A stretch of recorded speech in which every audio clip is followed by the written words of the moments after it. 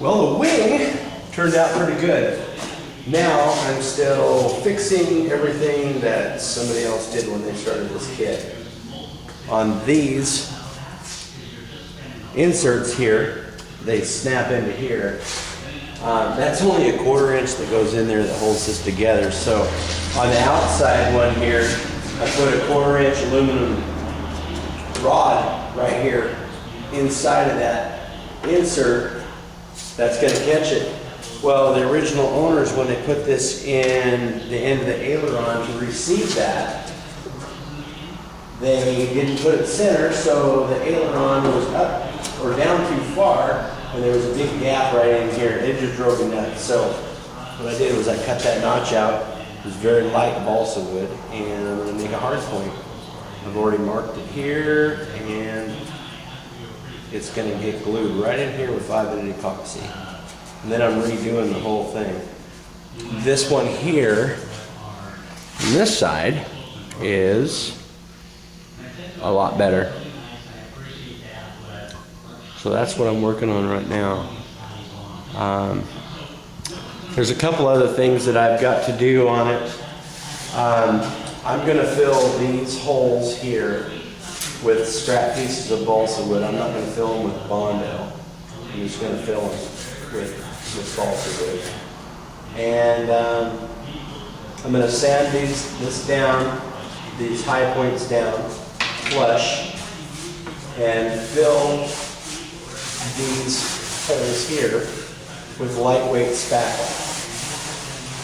I thought about Bondo because I'm worried that it'll rip off, you know, because that stupid glass is supposed to be for strength on this particular model, and I'm afraid it's going to rip the spackle out, but I think that it should absorb all the finishing resin and just turn it into one piece and it'll be lighter that way. But I'm going to work on that, and hopefully it'll turn out good. But it's looking good so far. It's looking good so far.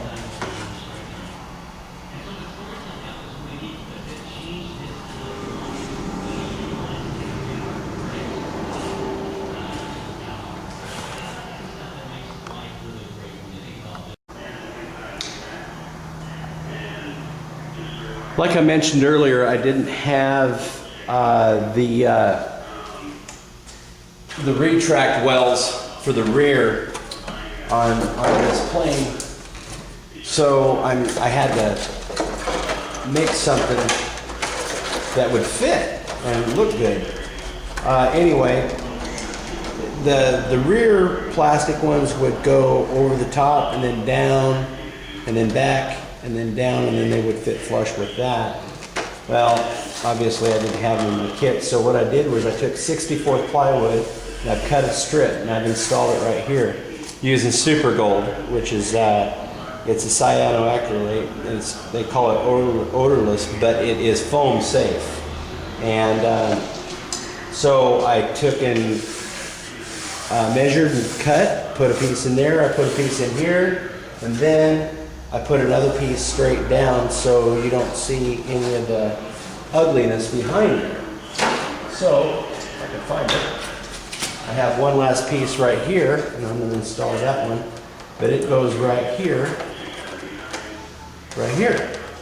So, what I want to do is I want to measure this, and then what I'm going to do is I'm going to, instead of cutting it at this corner, what you do is you break it on the inside.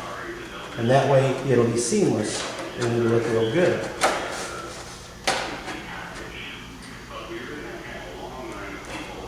So I want to sand a little bit of that off at an angle because of the adhesive.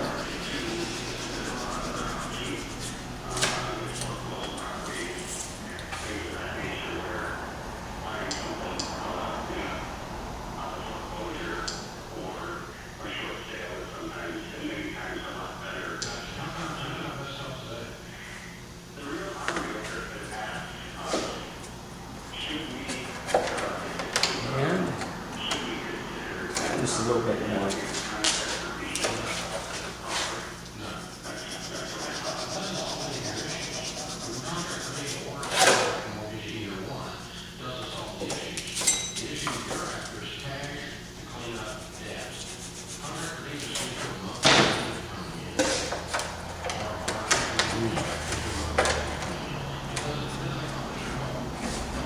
like it.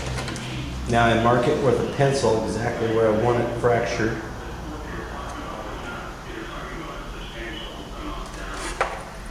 And that'll be on the outside. And then you take a ruler, see if this works. You'll be able to see it? Probably not.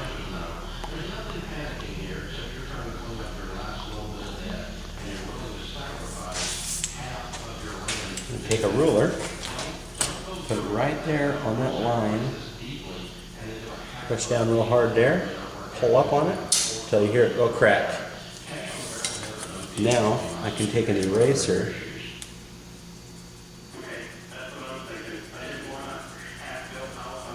get rid of the line, and what you have is a bend in that 64th, but the fracture's on the inside, and the glue is all going to soak into there, and this doesn't have any strength anyways. And then that fits in there just like so. And then I want to mark this, and I want to mark it on the outside of this piece here. Sorry, feet got in the way. Okay. And then I want to mark it right here.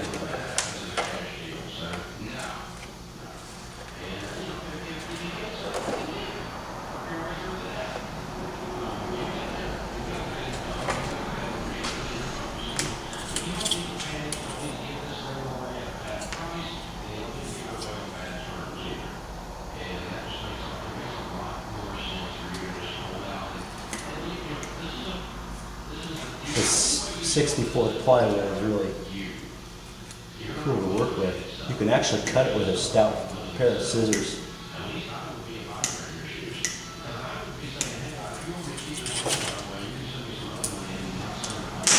Give it one more test fit.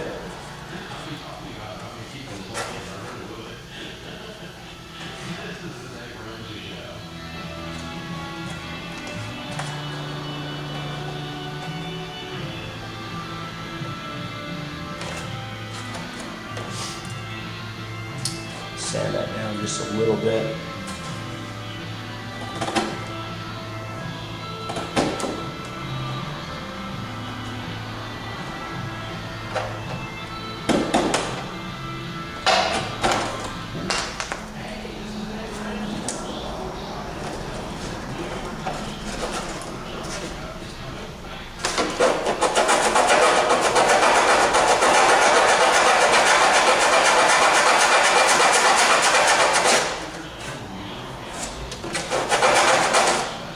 This is all pretty much cosmetic.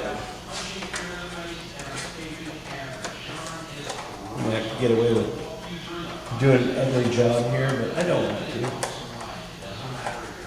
Like many of you guys. I just want it to look nice. I really want it to look nice. Everything is nice. And I'm gonna glass this over the edge here. I like that fit. Okay, now I want to put the CA on the foam right up against that edge.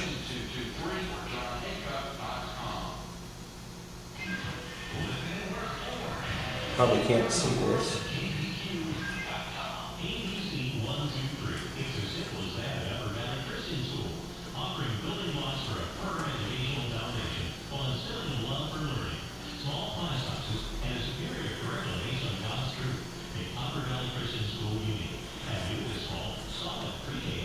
Okay. What I did was I got it right underneath that lip because I want it to seal, because I'm going to sand that over. Now here's a trick. That's the inside. This here is accelerator. And what I want to do here is on this piece, just a little bit. I don't want to saturate it. I don't want it to get wet. I just want a little bit on there. And what I want to do now is I just want to line this up and push up on it this way. Because that foam safe CA takes a long time to dry or set up or dry, whatever you want to call it.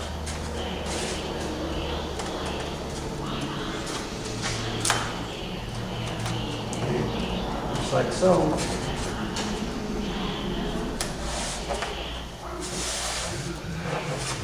Remember, when you're working on this kind of foam, it's EPS, old school beer cooler foam, or whatever you want to call it, you don't ever want to use anything but foam safe. And also, you've got to be careful with some of the accelerators. This accelerator is foam safe, but none of it's foam safe when your CA kicks off so fast and it gets hot, it'll actually melt the foam. Not from a chemical reaction, but from heat. Anyway, I'm going to sand that over and make it look nice and pretty, and hopefully that helped you guys.